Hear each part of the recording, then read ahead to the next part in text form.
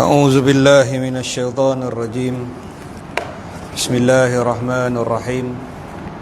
الحمد لله رب العالمين، والصلاة والسلام على أشرف الأنبياء والمرسلين وعلى آله وصحبه أجمعين.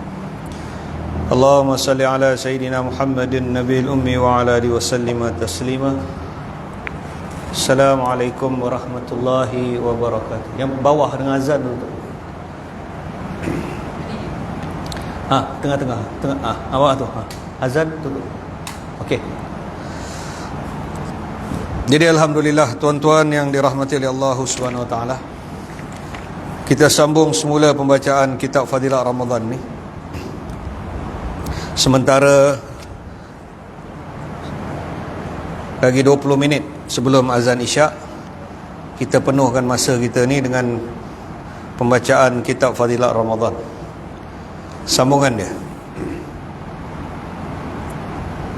Telah berkata Maulana Zakaria Al-Kandalawi rahmatullah alaih, pengarang kepada kitab ini. Kata Maulana Zakaria rahmatullah alaih, ramai hamba Allah Subhanahu wa taala yang masih ada kelapangan untuk menunaikan semua amalan tersebut pada masa-masa yang disebutkan tadi. Saya telah melihat amalan guru saya, Hadrat Maulana Khalil Ahmad Saharanpuri rahmatullah alaih, dalam beberapa bulan Ramadan.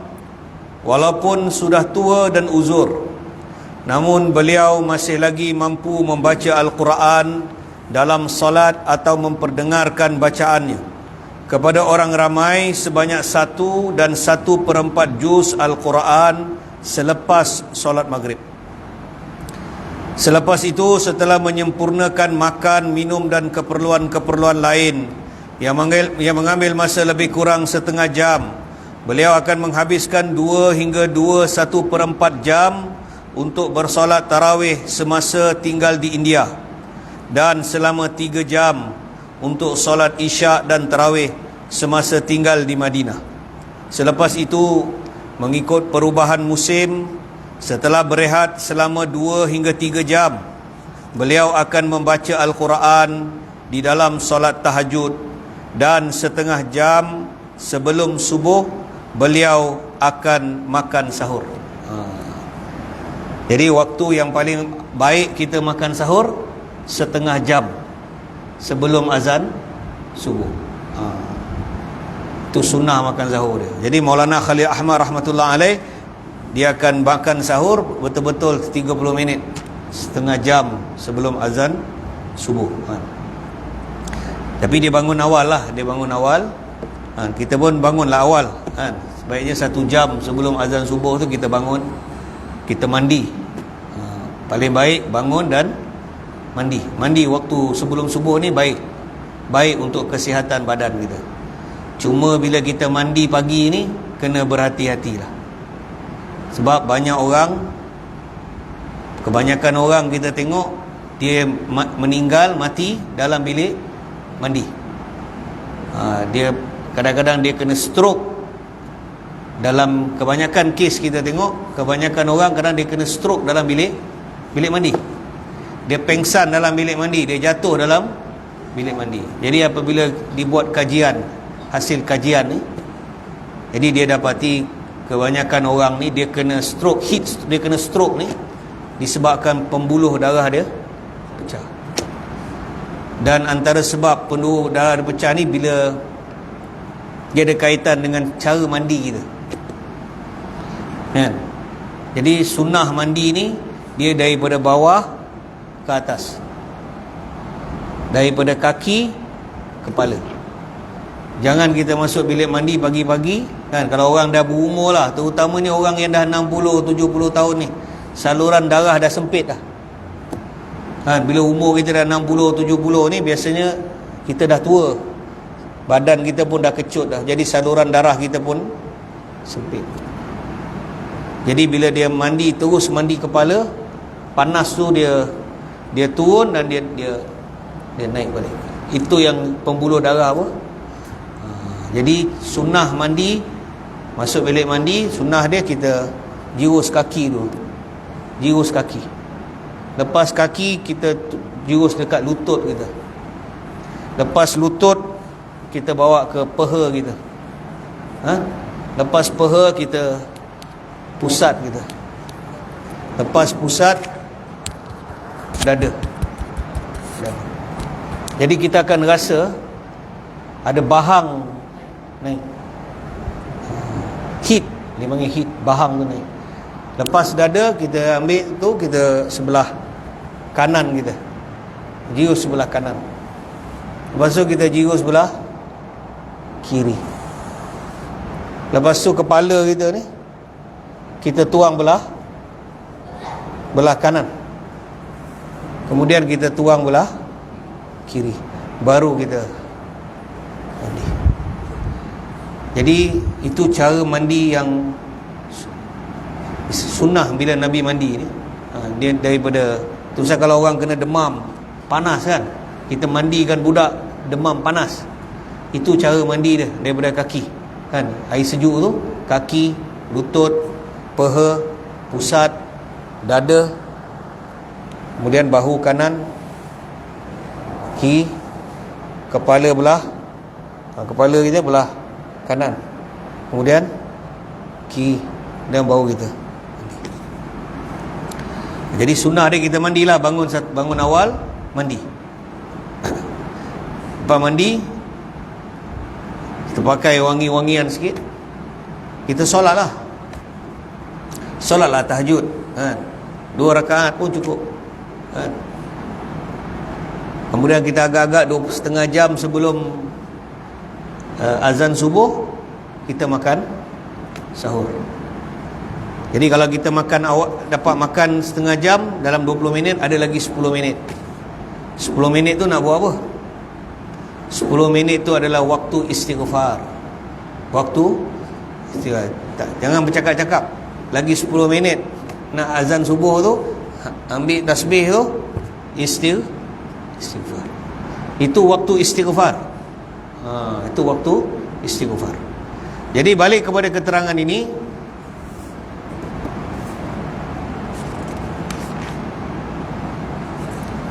jadi Maulana Khalil Ahmad rahmatullah alaih, dia kata selepas itu beliau akan menghabiskan selepas itu setelah menyempurnakan makan dan minum dan keperluan-keperluan lain yang mengambil masa lebih kurang setengah jam, beliau akan menghabiskan 2 hingga 2/1/4 jam untuk bersolat tarawih semasa tinggal di Hadrat Basti Nizamuddin, ketika di markas di India, di Bangla Wali Masjid.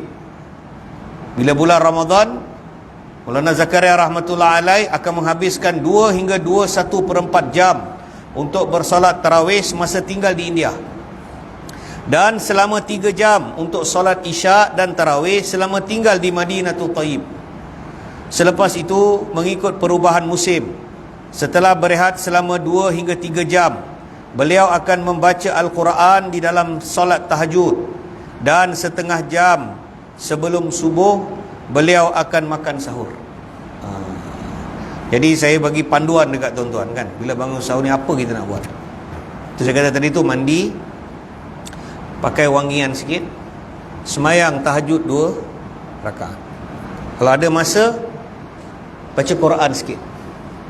Baca Quran kalau ada masa lah kan. Kalau sempat ada masa, buka Quran sikit, baca Quran. Dapat satu muka pun okey, tak dapat satu muka, setengah muka pun okey.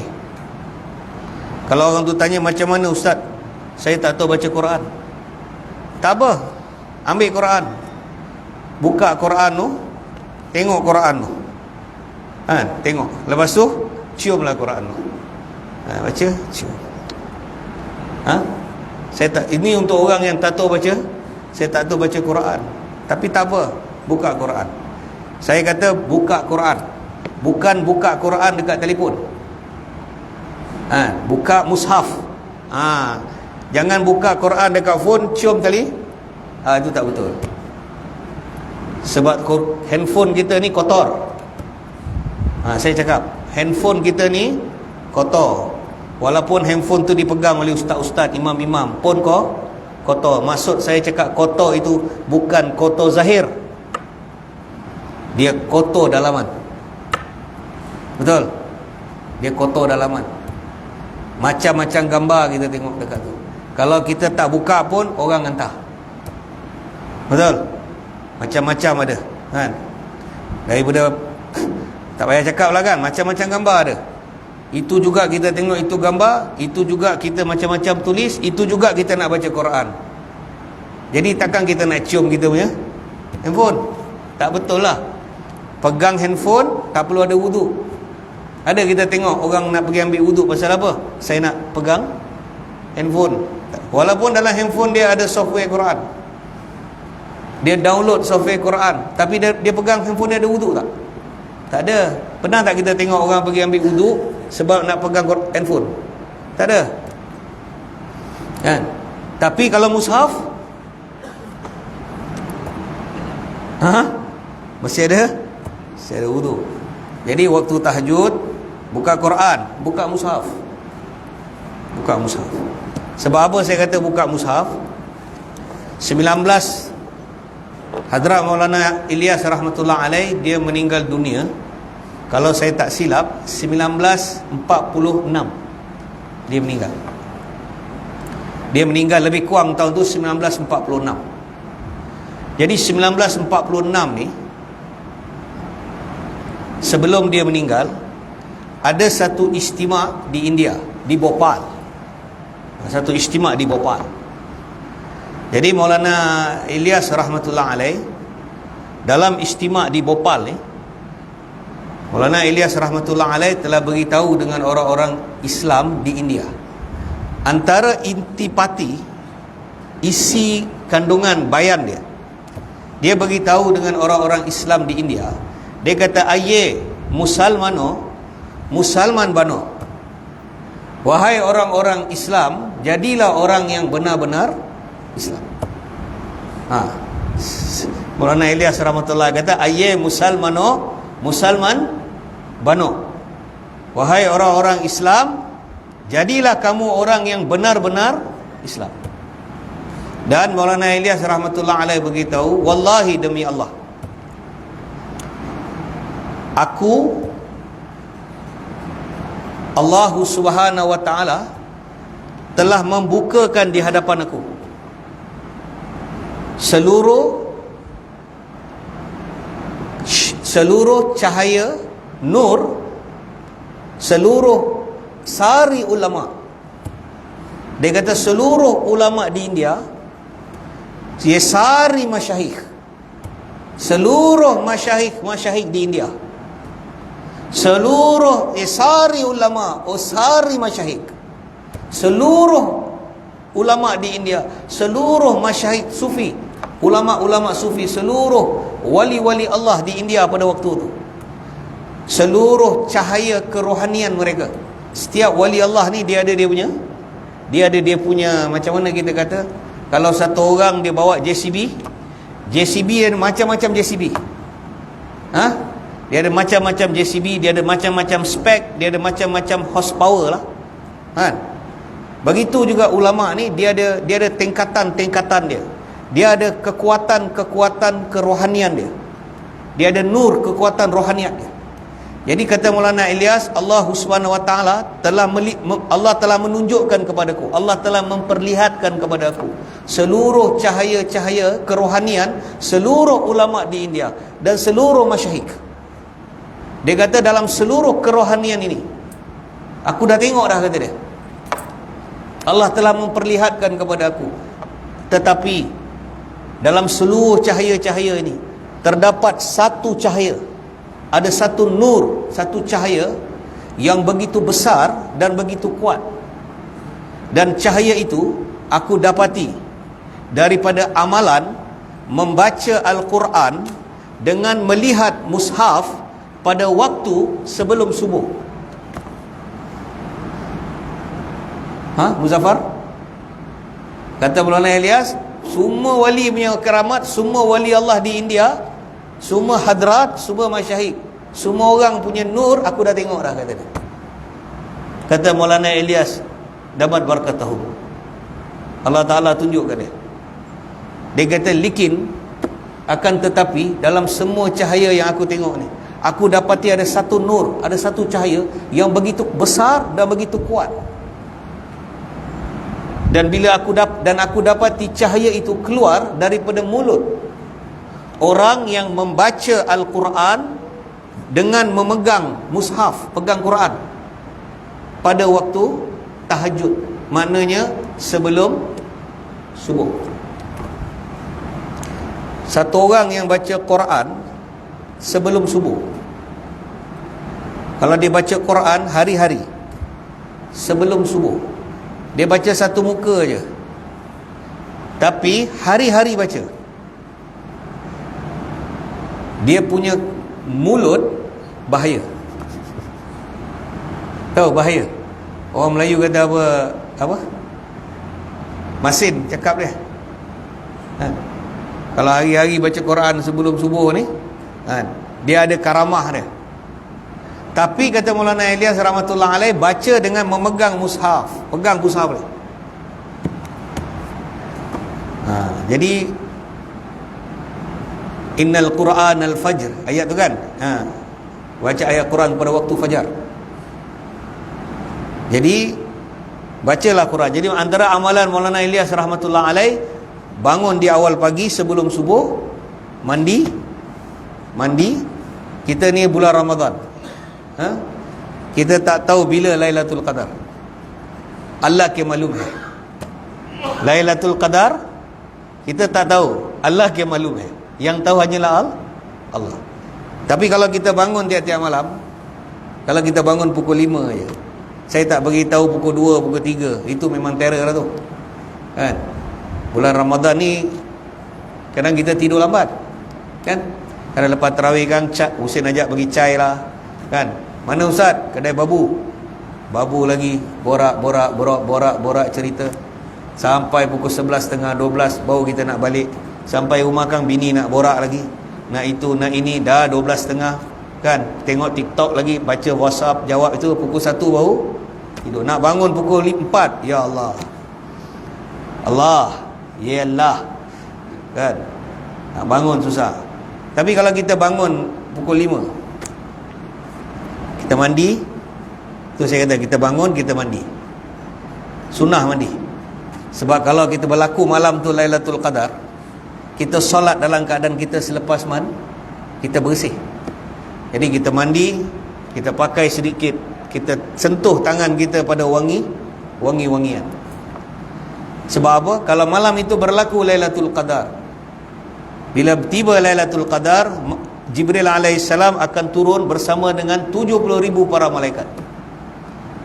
Kalaulah waktu tu kita tengah semayang ataupun Muzaffar tengah duduk, tengah zikir, kan, ya Allah, projek lama tak masuk ni, kan, minta dengan Allah, job tak ada, kan, niaga pun tak berapa, kontrak pun tak dapat, kilang pun tak jalan, tanam nenas pun panas, pokok pun mati, Allah uji kita.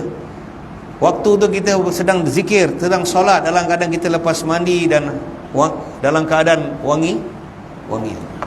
Kalaulah waktu itu berlaku Lailatul Qadar, kalau kita sedang solat waktu tu, Allah Subhanahu Wa Taala kirakan kita solat selama 1000 bulan. Kalau kita sedang zikir waktu tu, Allah kira zikir kita selama 1000 bulan. Dan para malaikat akan masuk, malaikat rahmat akan masuk dalam rumah orang-orang Islam. Dan waktu itu dia akan berjabat tangan, akan sentuh semua orang yang dalam keadaan beribadah. Jadi alangkah baiknya kita waktu itu dalam keadaan mandi, kita sentuh wangi-wangian, kita ibadat. Kita semayang 2 rakaat. Lepas semayang nak buat apa? Istighfar. Lepas tu sempat masa lagi, ambil Quran baca. Dapat satu muka, tak dapat setengah muka pun jadi. Kan?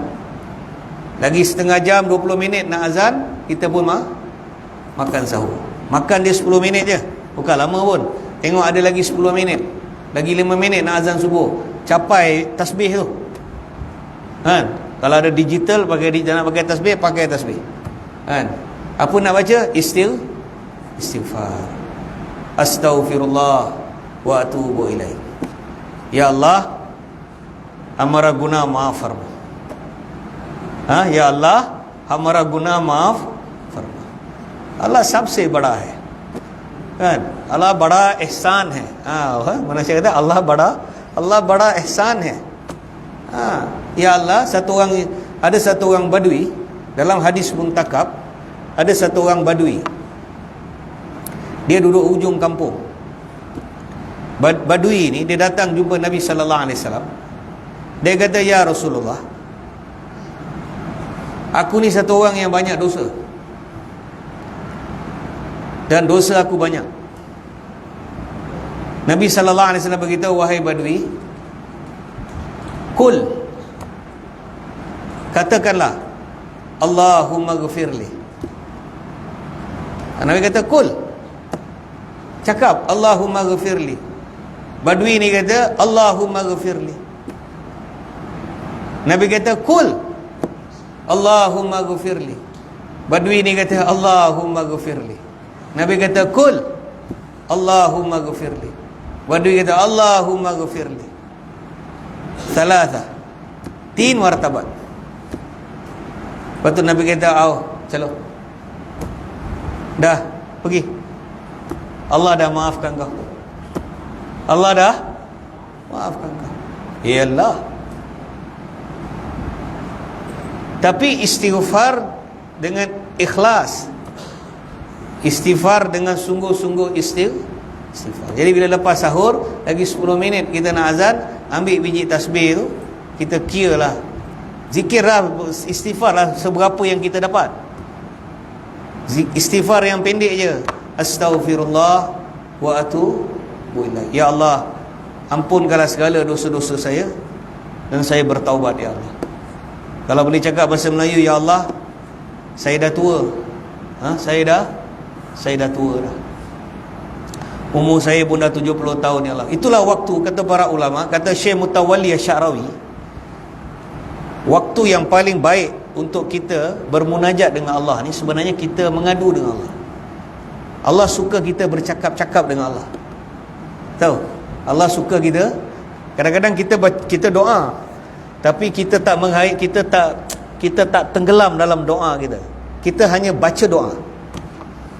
Kita baca doa. Kadang-kadang imam baca doa pun kita lalai, kita tengok skrin. Ini hari apa dia tulis skrin? Betul tak tuan-tuan? Imam baca doa, ya Allah. Imam baca doa, kita pun amin, tapi kita punya pemikiran dah pergi Giant, dah pergi Tesco, kan? Lepas tu skrin pula main, kita boleh baca lagi dekat skrin. Jadi sebenarnya kita lalai dalam doa kita.